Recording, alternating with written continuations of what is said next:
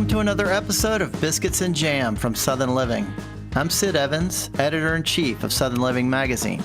My guest today says that long before her track to stardom, she sang with her family in the kitchen.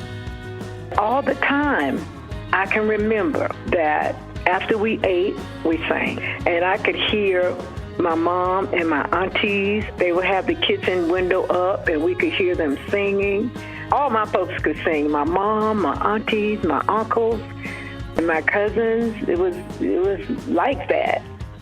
Gladys Knight, known around the world as the Empress of Soul, began performing in her native Atlanta at age 4. By 15, she and her brother and cousins, known as the Pips, already had a hit with their debut single, Every Beat of My Heart, in 1961. Despite success on the R&B charts over the next decade, 1973 changed everything for the quartet with the release of Midnight Train to Georgia, which became not just the group's crossover hit, but one of the most beloved pieces of American recorded music.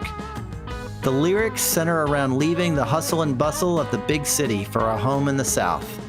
And even if you're not a native Southerner, the sentiment remains universal nearly 50 years later. He's leaving on that midnight train to Georgia. Leaving on the midnight train. Yeah. Said he's going back to a simpler place and time. Oh, yes, he is. Now be with him. Along with multiple Grammys, Gladys Knight and the Pips were inducted into the Rock and Roll Hall of Fame in 1996. Along the way, she penned a cookbook as well as an autobiography and landed a star on the Hollywood Walk of Fame. On today's show, we'll hear how Midnight Train to Georgia almost didn't happen, and instead could have been a midnight plane to Houston. I said, well, I'm having a problem projecting the song because I don't know nothing about Houston. And I sure ain't gonna be up to midnight, you know, so. All that and more today on Biscuits and Jam.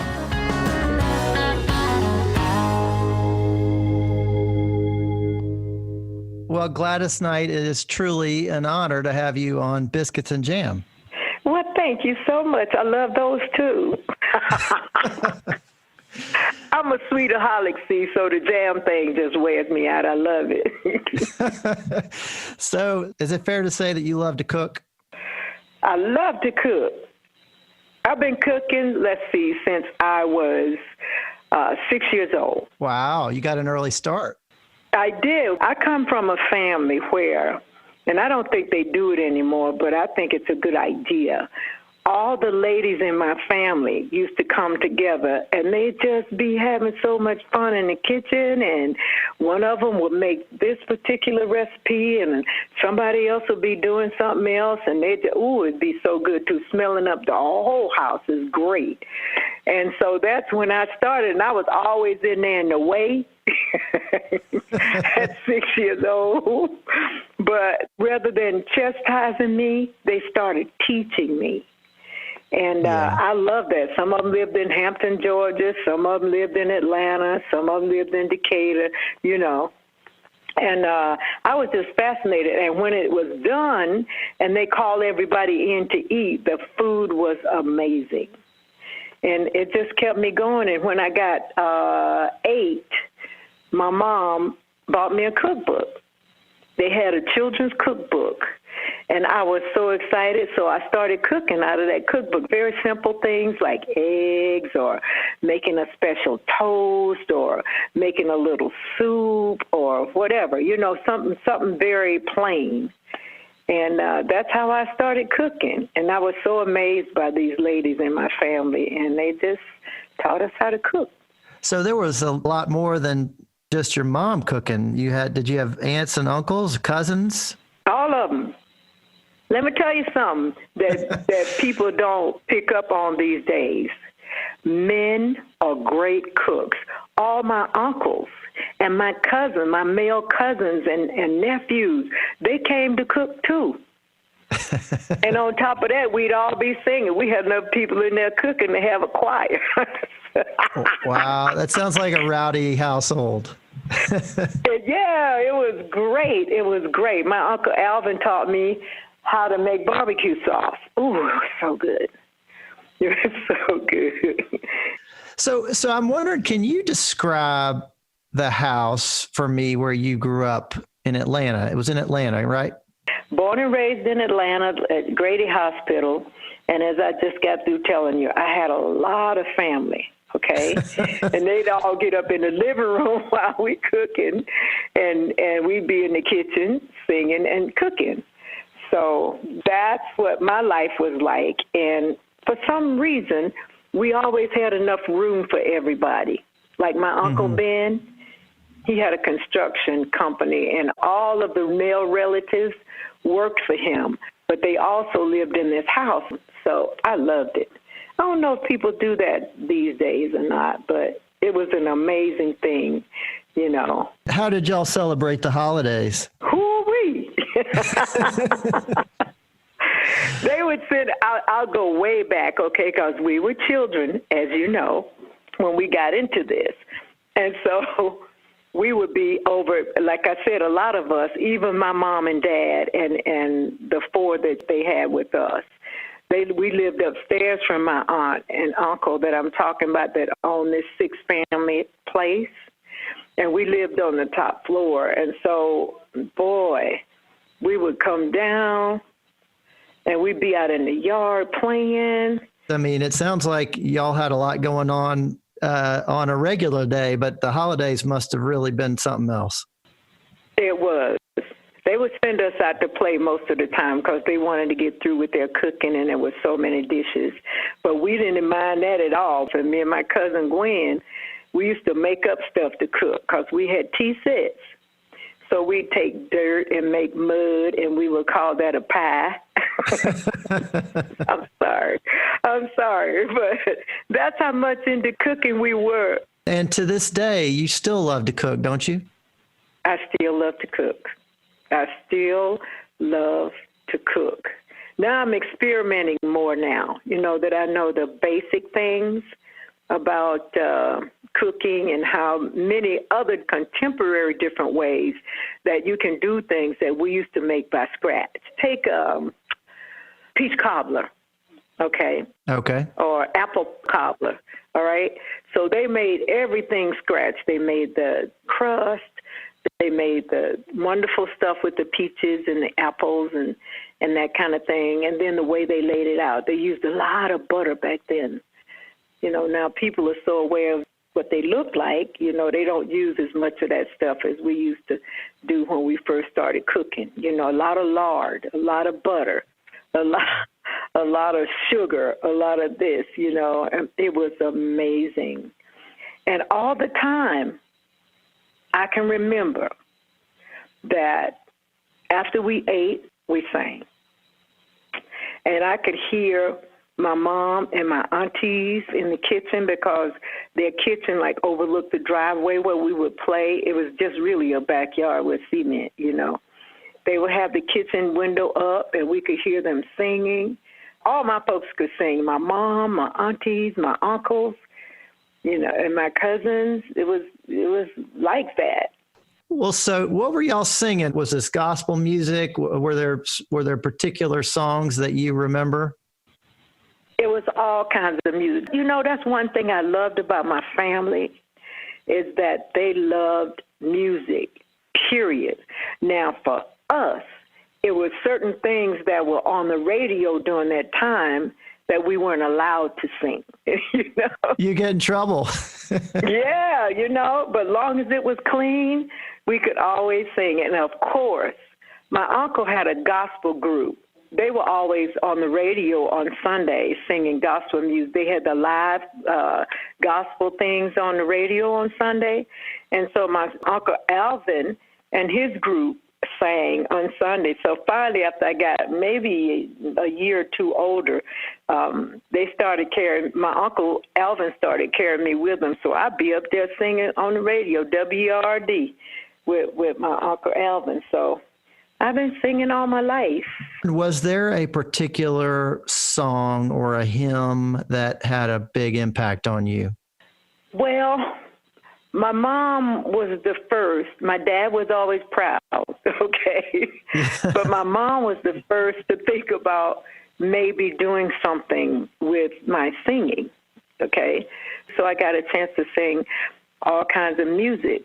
And we would do this little light of mine, I'm gonna let it shine. Oh, this little light of mine. That was one of the first ones that she taught me, you know. And then I would do, when I was younger, lullaby and good night with roses bedight. And later on down the line, after I got a little older, I was 7 years old by then. So they had called, my aunt and my mom got together, and the Ted Mack Amateur Hour had come on television, and so they got together, my Aunt Ann and my mom, and wrote to Ted Mack and told them about me. Then she'd always ask me if this was something I would like to do. She never just put me on Front Street, you know, because I didn't like a whole lot of attention. I liked playing and with my family and my friends and getting dirty. You know, I was a tomboy from day one. Making mud pies. making mud pies. And we'd be running, playing tag. We had a ball. We really, really did, you know. And then, as you know, we grew up, and my family became a singing group, which was my sister, Brenda, my cousin, Eleanor, me, and my brother, Bubba, made a group. And so they said, you guys want to sing? So some of the stuff we got a chance to do from the radio. And Pip, where we got our name from, was my mom's nephew. And he was a man about town. He'd come from work, and it'd take him 1 hour, and he'd come out. He'd be sharp as a tack going to see some girl. He's a good role model. Yeah, going to see some girl. And then when my mom called him and said, hey, get over here, she didn't ask him if he wanted to be our manager. But he knew we could sing, and he knew all the singers. He knew everybody in the clubs, the owners and everything, you know. So she called him up and told him to come over there, get over here. But and my mom said, well, you going to be their manager. He said, I ain't got no time for them children. But my mom said, yes, you do. And, of course, he became our manager, and he was a great one because he knew all about show business because he was out every night. That's how we got started.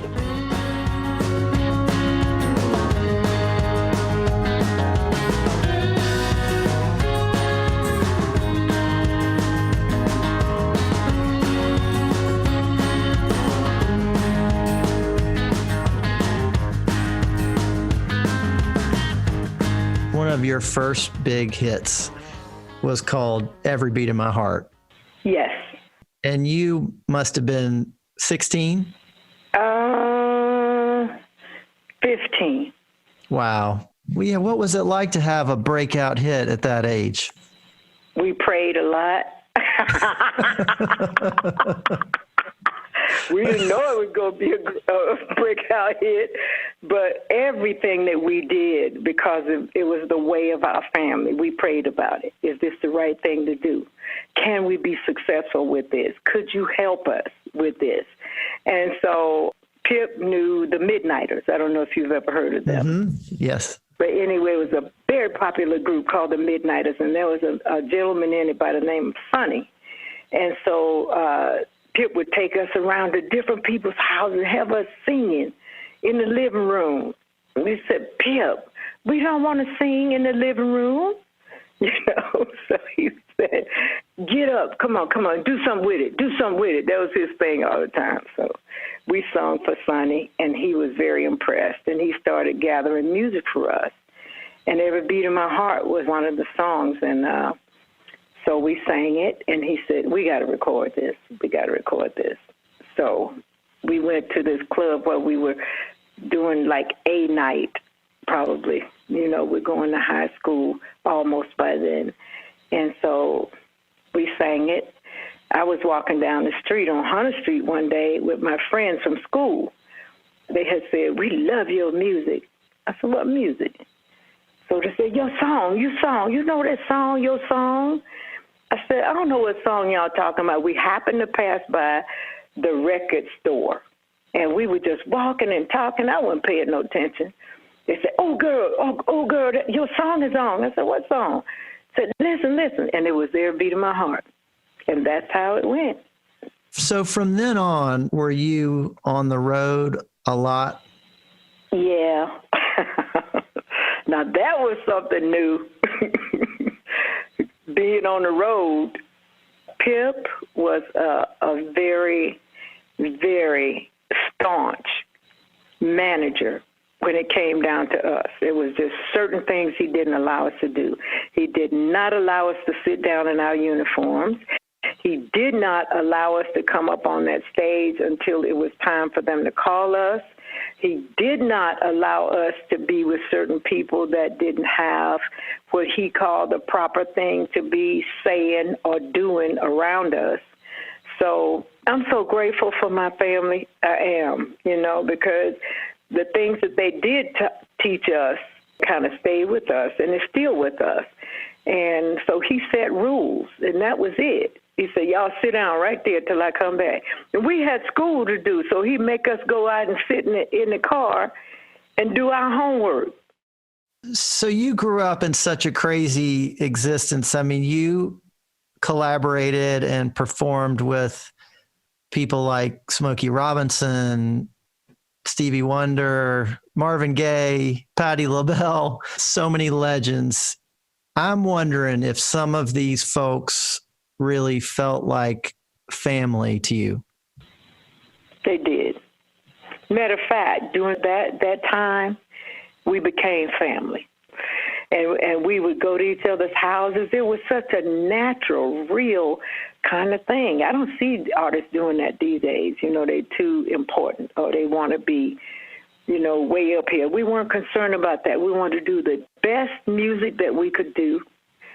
And we would teach each other. It wasn't so much envy or anything like that, It's like we just come together, and Stevie or Smokey or Marvin or Mary Wells or anybody said, "Try this, do that," And then as we grew, we got to the top of the line entertainers that wrapped their arms around us, like Sammy Davis Jr., Billy Eckstine, Sarah Vaughan. I mean, everybody that was in that arena adopted us, so to speak, and they just taught us what we should do and even how to perform when we were on stage. I just remember that I was a little bit shy because I didn't know that avenue. I didn't know that well, and so I really hadn't learned how to captivate or to capture an audience in their ear if you're in a noisy nightclub or if you were in a auditorium or anything like that. How do you get them to listen to you, especially if it was a dinner show? You got forks clanking and all that kind of stuff, And when Sammy come out there, he controlled that audience. I was in awe of that. And I used to I said, "How do you do it? How do you do that? I know they love you and they love your music, but, when you step on stage or you start to performing and you get to your quiet time and you're performing, how do you do that?" He said, "When you get out there, you do your song from your heart, which you always do. But do it," because I'm a contralto, and so I kind of belted out my music. It had power to it. And he said, "And if you say anything to them or singing anything to them, just bring it down and just get softer and softer and softer, and they'll want to hear what you got to say or what you're singing." And it was something that worked with me from that day to this one. Don't try to outdo the audience. if they're noisy. Because somebody's going to say, shh, and that's going to get it. And he was right. He was right. We've got plenty more with the great Gladys Knight after the break.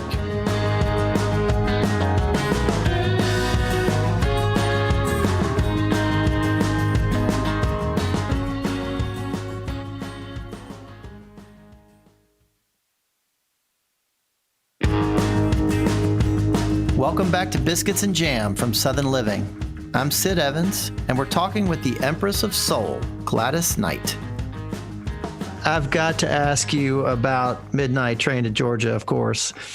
So I've heard that song had another name when you first came across it. Midnight Plane to Houston? It doesn't have the same ring to it. What is the story behind that? That's what he intended for it to be. You know, I would always read the lyrics first when somebody would send us some music. And I was reading, and I said, just what you just said. I said, that don't sound right. No, I didn't know that I didn't have nerve enough to tell the writer how it was supposed to be. You know, I did so many foolish things that I didn't know about. But anyway, so I said, hey, would you mind if we kind of change the lyric around a little bit? I'm having a problem projecting the song because I don't know nothing about Houston. I said, and I sure ain't gonna be up to midnight, you know. So anyway, he said, "Yeah, go ahead. What you want to do?" I said, "I think how about Midnight Train to Georgia, because that's where we're from." And the rest is history.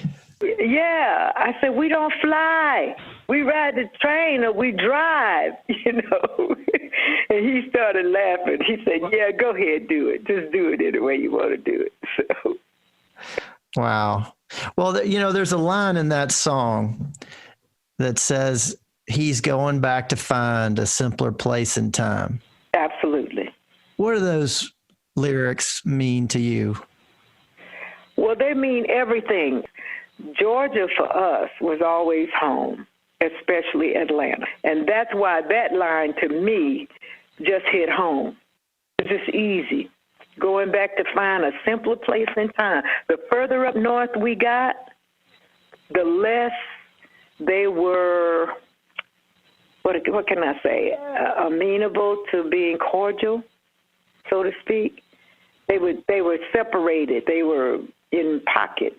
It wasn't just an ordinary thing that you would do, whether you knew a person or not. You walk by, you say hello, you say hi, or you wave, or you smile, or you do something. It's a simple thing. So that's why that meant so much to me. It's a Southern thing. It is. Southern hospitality. You're absolutely right. You hit the nail on the head then.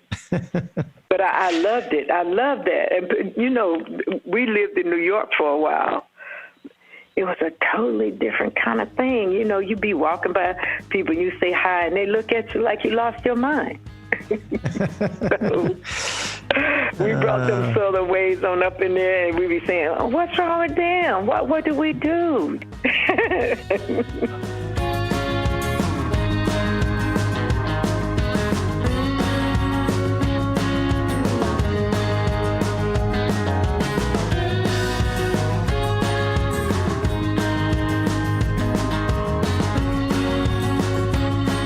So I want to ask you about Little Richard, who we just lost a few days ago. I know. He was my friend. Tell me what he meant to you as an artist and on a personal level. He was amazing. We worked with him a lot, too, you know. And, you know, I don't care what you do in life, whether it's history, whether it's music, whether it's just hard work or whatever. You got to have something and someone on your side saying, oh, you did a great job. It helps whether it's building a house or whether it's singing a song. Those were the kind of things that would happen, and Richard was good at those things. He'd be calling me upstairs, you know. I mean, we were at the Apollo together. We were at a lot of places together, but I remember him calling me upstairs, "Hey, Gladys." I said, "What?" He said, "Girl," and he wasn't playing either. He'd be telling me about the song that I just did and how it just swept him off his feet, that I did such a great job on it. Well, you take those things. Who doesn't want to be uplifted like that? And Richard was wide open about that. And he had fun with what he did. He had fun at what we do, but he was also the kind of person he'd tell you right off. Just tell you about yourself. What you think you doing? You know, kind of thing. If somebody came up with an attitude, you know, like they were all that, you didn't want to hear from Richard because he'd be wearing people out, you know. He would tell it like it is. Yes, he would. And he was so fun. Big as he was, as with his music and his performances were dynamite. You couldn't help but move. You know, Jenny, won't you come along with me, Jenny? And he'd be putting his foot on the piano and all that kind of stuff.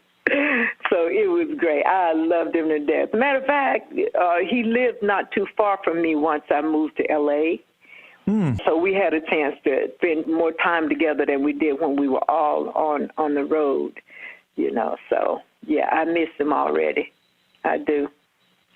Well, I just got to ask you how these last few weeks have been for you, being quarantined and not being able to perform. What's it been like for you? Well, to tell the very honest truth, I am very grateful that they're handling it like they are. With a situation like this, you have to have a certain empathy in your heart to be able to function in a situation like this. I mean, if you got people who know more about it than you do, you need to listen. The same with music, the same with growing up, the same with whatever job you have with people that's been there for ages and know how to do it and know how to teach you to do it. That's what needs to happen. And you need not to be selfish to say, shoot, I want to go over here. I want to go outside. I want to do this, you know, and they're saying, hey, please, you know nothing about this virus. Stay inside, you know. So if I'm sick, why would I want you to come around me? I'd be the one telling you, say, hey, be still. I don't want to see you like this. To think that I could infect somebody if I was sick. That's not thinkable, you know. Have you been able to enjoy this time at home, just cooking and being on the farm? Oh, without a doubt. I love what I do. I have been blessed to be able to do what I do. I have been blessed to be married to a man that just loves home stuff, you know. He's not a traveler, so to speak, so us being home is a whole nother kind of joy for us. And we got a new baby. It's a puppy. Oh, really? What's the name? Pepper is his name, and he's our son, and he is the sweetest. Everybody loves Pepper. Now, you've got a lot of children and grandchildren. I'm guessing you miss seeing them. I have 17 grandkids, and I have 10 great-grandkids, and I miss seeing them. I do. But I teach them also, you know, how to be careful and take care of themselves because they just want to play and that kind of stuff. But we have them wearing their masks. See, children go according to what you do. And when that broke out and they saw us before they got their masks, with our masks on and everything, and we just told them, okay, baby, you have to wear these. You know, you have to do this, you have to do that, you can't touch this, and you can't touch that. But if you are setting the example for them, it's so much easier for them to do. We all need to be safe, that's for sure. Well, Gladys Knight, thank you for being on Biscuits and Jam. It's my pleasure, and I do love biscuits and jam.